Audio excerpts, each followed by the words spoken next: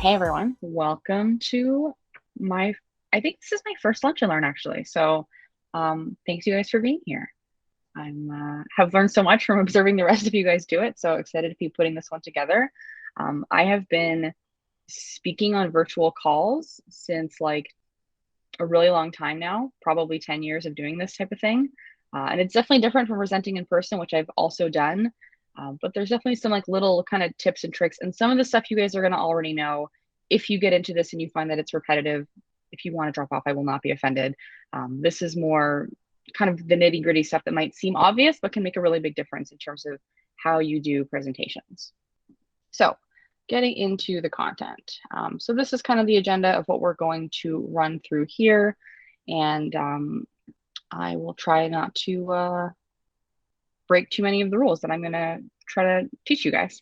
So first rule I would say is try not to talk too fast, which is one that I personally really struggle with. I talk way too quickly. Sometimes I listen back to my recordings and it's like, was I even speaking English? I don't even understand what I'm saying. How is anyone else supposed to understand what I'm saying? So even if it feels funny and it feels unnatural, especially with the delays sometimes that come in a virtual call setting, try to make sure that you are dragging things out, taking a little bit more time, giving everyone's internet lag to kind of catch up, a little bit of time there. So just something to kind of keep in mind. Try not to talk too fast. Try to avoid saying like I said, I've already broken this rule as well. But in terms of the actual content, let's get into it. So first of all, before you're even on the call, you want to really set yourself up for success. This kind of goes whether you're going to kind of a standard meeting. I know we have a lot of sort of standard cadence meetings, or sometimes you might be organizing a meeting to talk about a specific subject. If that's the case, either way you want to prepare. So if there's an agenda, make sure you know what it is. If you need to make an agenda, you want to go ahead and do that. If you're going to be talking about a specific document or something, maybe a particular aspect of the project, or you're going over a Figma design in your call, make sure you have that stuff ready. It sounds simple, but that little bit of 5 minutes before the call to just get everything organized is going to help you stay focused when you're in the call. It's going to help you be able to pay more attention. And it's also going to help you help your colleagues, because if someone else is fiddling around trying to find that link, find that document, and you've already got it pulled up, quick, you can flip it over to them and it just saves that little bit of time. So things like who's attending, always good to kind of know who's going to be there. That way, when everyone has arrived, so you can actually start the call. And it's also good sometimes to prepare your thoughts. Do you have specific questions that you want to get out of this call, information you want to share?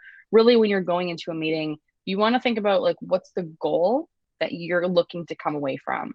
And if you're nervous about speaking, I would say one thing that I really recommend is just making some notes. If there's a couple points that you want to make sure that you hit on that call, jot them down, have them in front of you. This works really well for demos. It works great for a lot of different types of presentations. But essentially, you want to set yourself up for success by making sure that you are mentally prepared. And if you know that you're a little bit nervous, then having those notes is going to help you keep from forgetting maybe what you wanted to say during the call, and actually being a little bit more organized and confident in that meeting. Another thing, you want to get your tech ready. So we've all seen it where someone goes to share a screen on a call and they realize, oh shoot, I don't have the permissions properly set up on my device. I have to leave the call, I have to come back. It's not the end of the world. It's not a huge deal, but it's something that is nice to avoid. Especially if you've been working here maybe for a long time, and people might wonder like, how did you go this long? You never shared your screen. Which, people change devices, settings changes. Again, not a big deal, but it's one of those things that can just make you look that much more organized if you actually have that ready. So you can go into your device settings. I believe it's under the security permissions, and you can just find, Zoom, Google Meet, whichever other tools you use, click the check marks to enable them and go ahead. Sharing your screen. Again, you want to only share the stuff that other people need to see. So you have the option when you share your screen to either share your entire screen, or you could share a specific window. It's a little more tricky if you're only sharing a window, but I would recommend, that approach, because I think it makes a difference just in terms of giving you control over what people are seeing. If you have other tabs open, you don't have other people to look at. Again, like this is a really supportive environment. Most of these things are not a huge deal, but it's just one of those easy ways that you can avoid accidentally sharing something that maybe you didn't want to share with the group, in order to, again, just keep things really professional. If you have I think we all have this because I think pretty much all of us have MacBooks, there's a do not disturb function. So if you turn that on, it'll keep it so that if you've shared your screen, You don't have like Slack messages pinging you the whole time, or text from your mom or phone calls coming in. I've seen all kinds of things, but using those tools just to kind of create that more focus for the meeting and make sure that there's nothing kind of silly popping up. Pay attention also to the mute button. That's a good one for anyone joining a call and for anyone leading a call. You want to make sure that you are muted at the right time, that you're not muted at the wrong time. But also, if you're joining a call and you're mostly just there listening and there's noise in the background, it can be really disturbing to other people. So I would say if you're joining a call, make sure you're clicking that mute button right away, because if you're not paying attention, you start talking to someone else or you start getting into something else, it just causes a little bit of extra disruption. So kind of keep that in mind. In terms of being on camera, it's helpful if you are not backlit. So if the light is not behind you, but rather the light is in front of you. The way that I have my desk positioned, I actually face a window, so I have lots of natural light coming in. I used to have my desk facing the wall, and then the light was to my right, and it always just looked not awkward, but like people can't see me as well. And because we're virtual, this is unfortunately the only way that we mostly get to see each other. So it's nice to actually be able to see each other. And just again, if you're leading a call, it's nice that people can actually like see your face. Headphones also make a difference in terms of sound quality. If you're hearing like feedback loops or echoes, often that is caused by not using headphones, and your device is like picking up your sound as you're talking in two different ways. So if you're finding that you're dealing with echo issues or sound issues or background noise, headphones can make a massive, massive impact. So just a few things to keep in mind there. Any questions or thoughts so far? Cool. Okay. So the big one here I wanted to get on to with you guys is, it's really easy in a virtual environment, especially when you're on a call with like 6 or 7 other people, just to like wait for the other person to talk and don't really contribute. And that's fine. Like, not everyone is in the mood to be super chatty on their Zoom calls all the time, and not the end of the world. But, don't let that kind of opportunity to get to know your colleagues, to kind of strut your stuff and show what you know, contribute to the discussion. Don't always let that moment pass you by. It's very easy to just be like, oh, I should say this or I should ask this, but like, whatever, I'll catch it later or I'll deal with it later. You're here in the moment, you might as well ask. The one thing I would say is if you have a question, you are almost never the only one that has that question, even if you think, this makes no sense, or hey, this person's been talking for 5 minutes and I don't really know what they're talking about, or I think their point makes no sense, but no one else said anything, so they probably really understand it. Almost certainly it is the opposite case, where if you're not understanding anything and no one else is saying anything, pretty good odds that they're also thinking the same thing or looking for a bit of added clarification. And as a presenter, like, no one wants to be presenting to people who don't know what they're talking about or don't understand. That's not the goal of their presentation. So if you have a question or a clarification during a presentation, I would say put your hand up, ask that question, because the presenter should appreciate it. And typically the other people on the call are going to appreciate that as well. And remember, your contributions set the tone. If you ask a question, that creates, the opportunity for someone else to say, okay, we're asking questions now, I'm going to ask a question too. And often you'll find if you're asking a question or making a point or speaking on a call where maybe previously no one but the leader or the presenter was talking, just by breaking that ice, it kind of creates that space where other people feel comfortable to do the same. So even if you're nervous, other people might be nervous, you can help them be less nervous. We can all help each other by trying to talk a little bit more on some of our calls. And ask for help. Certainly, if this is something that's really challenging for you, if you're nervous about presenting on calls, certainly chat with your manager, chat with other colleagues, and let people know, hey, I want to make sure that I'm talking a bit more this year, or hey, I want to have the opportunity to do more of a presentation, or I really want to work on this skill. Most people have some degree of fear of speaking in front of groups, but you can certainly lean on your colleagues and your manager for help with flexing that skill. It really is a skill that you can practice. I was not always confident or happy to be speaking on presentations. I was often quite nervous, but a little bit of practice does go a long way, and you're not alone on this journey. A lot of people have the same fears or concerns. So don't hesitate to ask for help. Certainly, if you want to chat with me about it, I'm always available as well. Okay, in terms of actually contributing to the conversation, this is like a little bit more, these next few slides are now maybe a bit more tactical. So meeting tools, I'm going to show you guys a couple tips. Hopefully most of them are already familiar with, but your meeting tools, know them and use them. There is a product designer somewhere who has spent loads and loads of time figuring out what tools can I build to help people have more effective, more interesting, better meetings. So don't ignore those tools. They're there for a reason, and often they can be quite helpful. Like I said before, if you can't hear the presenter, if you can't understand what they're saying, because like maybe you don't get the content, or like literally you just can't understand what they're saying, be honest. You don't want to be rude, like, oh, geez, I can't understand you. Like, would you speak up? But hey, I'm having trouble hearing you. Can you go over that point again? Or hey, your sound is, kind of cutting out. The number of times that I've been on a call where maybe someone's sound is not working for like a good 15, 20 seconds, and we're all just kind of like crossing our fingers and hoping that, okay, maybe it's going to fix itself and we won't have to say anything. If you can't understand the presenter, they're wasting their time. So I would definitely say take that moment to call it out. Hey, can you help? Hey, you have an issue, or hey, can you help us hear you a little bit better? It's just, you're not going to be the only one, but it always takes a bit of time, I find, to break that ice. The chat box is also your friend.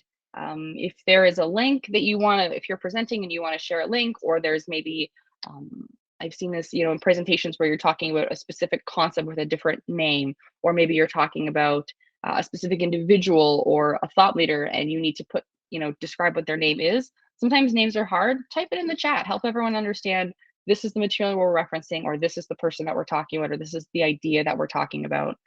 It can be a little bit tricky to be presenting and using the chatbot at the same time, but definitely, or not chatbot, sorry, the chat box. But the chat box, I would definitely recommend using it as much as you can. Um, Added descriptions in terms of presenting. Alvin shared an awesome article this week. I forget where you shared it, Alvin, but actually, if you could drop it in the chat box, that would be great as well. Otherwise, I'll find it and send it to you guys after the fact. But he shared a really great article, I think maybe in the developers channel, about presenting and how you describe things. And I thought it was really interesting. It talked a lot about how sometimes engineers want to be really clinical and to the point in the way they talk about things. And, there's this concern about sort of like corporate mumbo jumbo jargon. But there is really some interesting benefits, and the article describes it really well around how adding more words, basically, or preamble to what you're talking about can sometimes help people understand your ideas better, and also helps them kind of follow your thought process. If someone's, especially working from home, someone might be like looking at their cat, looking at their kid, looking at their mom, thinking about the dinner that they have to make tonight, and you're asking them a question. If you can ask that question with a little bit of preamble and help them focus their mind on the point that you're trying to make, or the question you're trying to ask, you're going to get a little more buy-in from their understanding.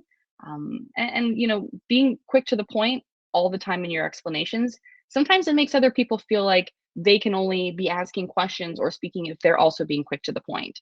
So anyone that might be a little bit confused, again, is going to feel, oh, I don't really feel like I can participate in this conversation. So sometimes when you're leading conversations, it is good to talk a little bit extra just to help everyone get on the same page. But definitely would recommend checking out that article. Thanks for sharing that, Alvin.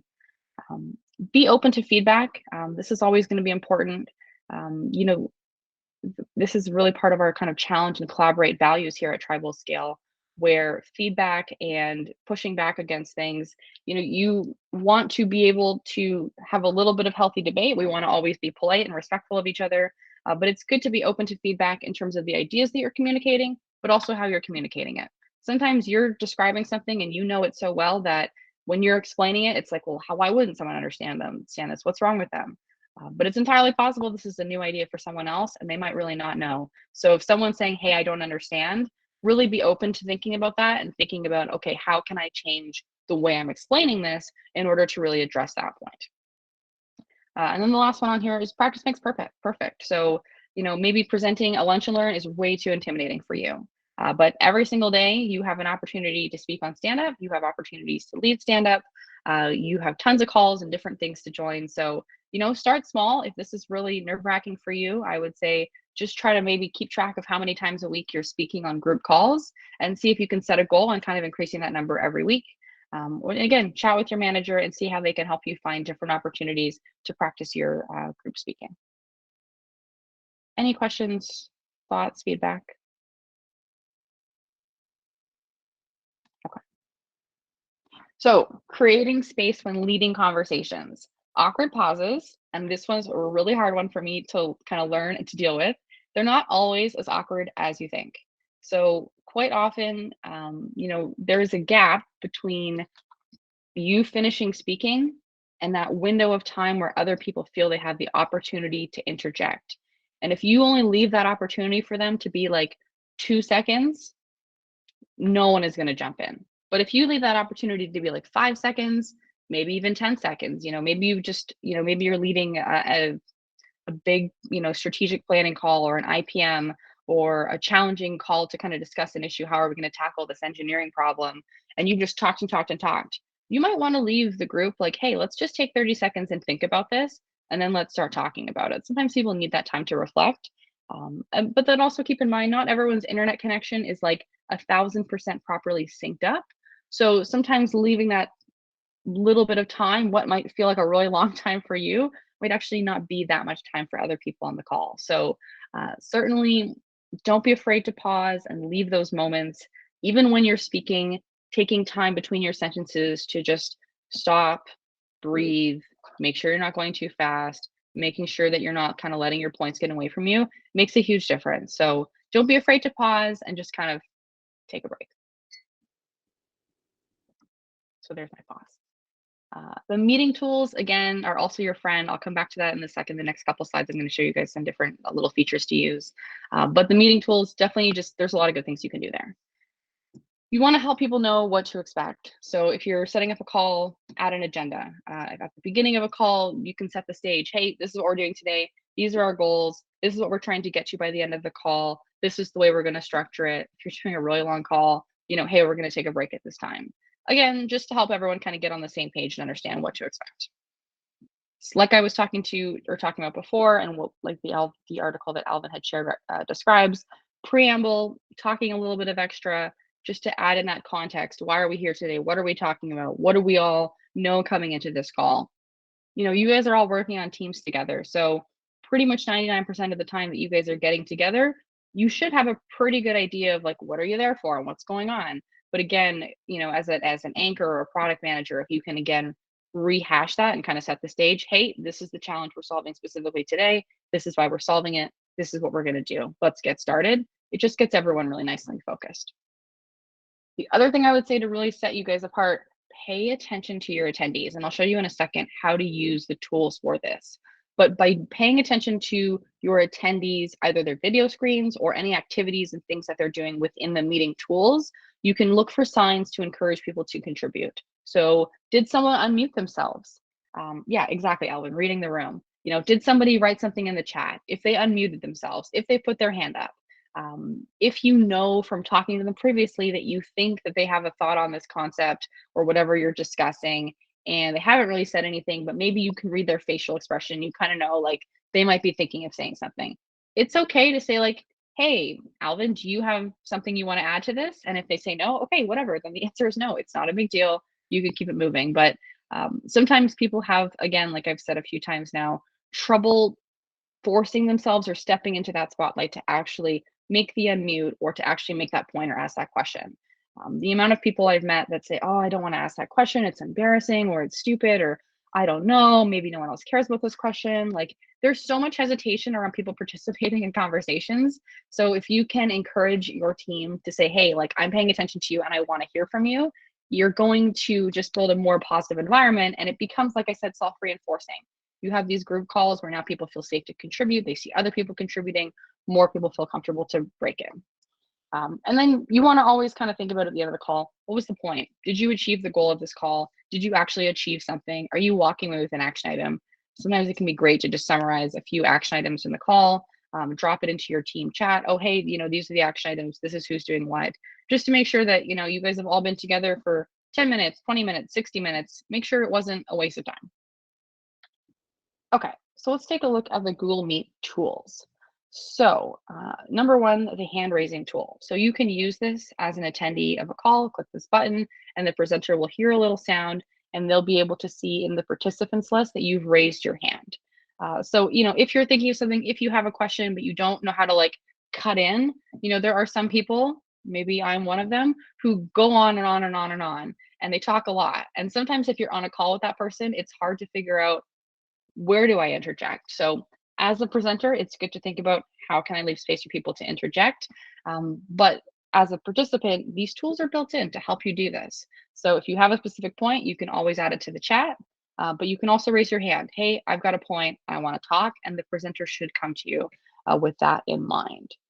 There's also some cool, if you like click these little shapes on Google, there's like these other tools. I haven't really used a ton of these.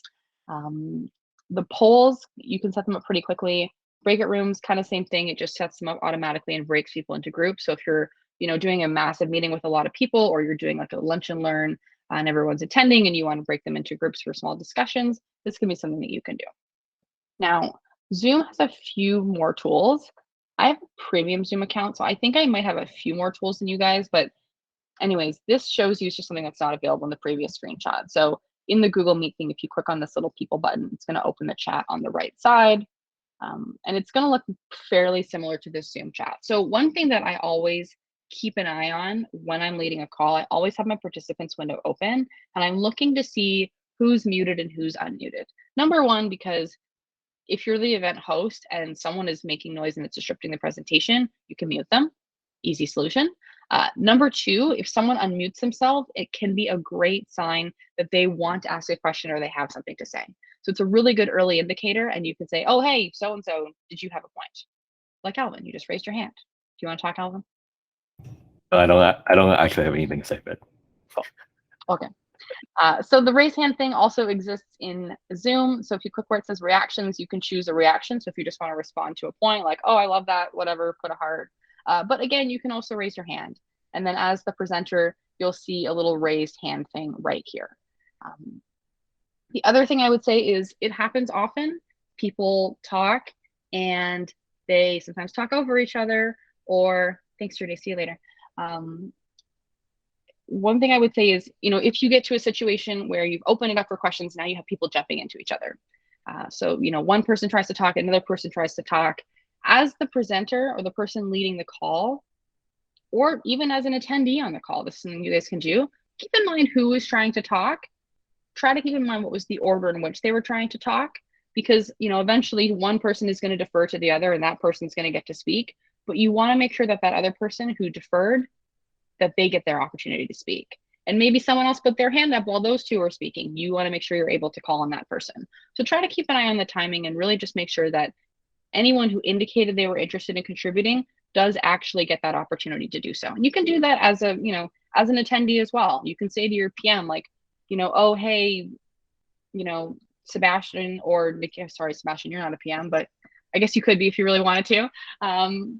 You probably lead calls as an anchor though. So, oh, hey, Sebastian, or hey, Nikita, I think Shruti was trying to make a point. And again, just driving that conversation. So part of kind of supporting your colleagues and being, a caring team member and creating space for everyone to really participate equitably. Questions, thoughts?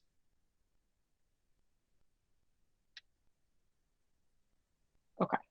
So this is kind of just to sum up beyond the whole thing about use your tools properly, just a few kind of general tips to keep in mind. Take your time, try to modulate your voice. So if you're making certain points, maybe you want to really focus on something, try not to be, shouting too much because it'll drive anyone else that you're living with a little bit mad. But be mindful of your audience and your topic as well. Try to make it fun, leave space for interjections. I was supposed to say, keep it interesting and have fun, not have FU. So sorry, guys. But you want to just, take your time and try to play around with using your voice, making different sounds, different volumes, especially if you're in a stressful topic or you're feeling a little bit overwhelmed. I would really recommend taking a second, take a deep breath, and try not to let your voice get away from you. Especially being in a virtual environment, we're having a tough conversation or we're debating about a particular feature or a strategy to solve a problem, the only really way that you can indicate that you might be upset is your voice, which is kind of a benefit because, if you're in the office and you're like physically stressed, it might just exude from you that negative energy. And it's hard to kind of avoid doing that. But in a virtual environment, the only thing you really have to control in that situation is your voice. It makes it a lot easier to struggle through difficult conversations without making it known that, like, yeah, I'm having a tough time, or yeah, okay, I am having a tough time, but let me regroup and we can keep it positive. There's lots of times that I've been, having conversations or debates and maybe things are getting a little bit heated, But again, you want to get that smile back in your voice, find a way to maybe crack a joke, keep it polite, um, and really try to keep the energy of the call positive, because at the end of the day, it's just work. We're here to make cool stuff. We're here to have a good time and learn, but we want to keep it positive as well. And so hopefully by keeping these things in mind, you guys can do that.